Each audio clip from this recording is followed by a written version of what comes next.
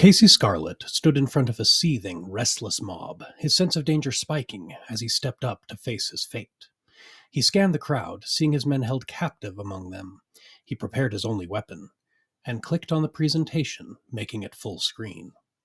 Casey chuckled to himself at this thought as he gave his presentation to the mob of engineers at the conference. A mob of NASA, ESA, and JAXA scientists and engineers, as well as their counterparts in private industry from around the world. They were a seething, restless mob. His was the last presentation before the afternoon coffee break, and if they were like him, they were sleepy and a bit hungry.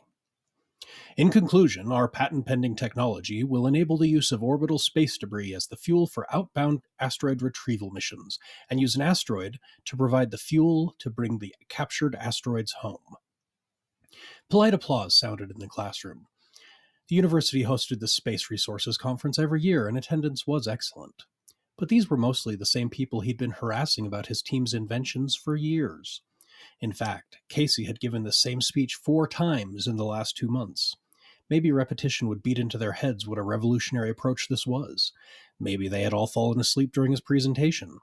Either way, he had gone well over his time again, so they told people to ask him the questions during the break.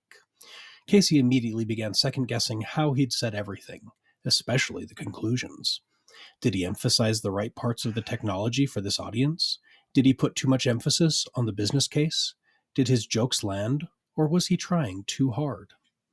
As he headed from the podium out among the flimsy desks, the smell of decades of college students mixed with coffee and cheap pastries gave him nostalgia for his time in college.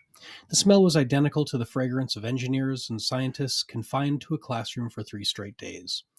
Does the classroom receive the smell from the occupants, or the occupants from the classroom? He'd met his 2 best friends in college in a freshman English class. All 3 were engineers and gravitated towards each other with an instant sense of camaraderie. Perhaps it was an aura that engineers had to set them apart. Perhaps it was their shared annoyance at having to take English at all. Most likely it was the fact they were all wearing shirts with math equations on them to the first day of school.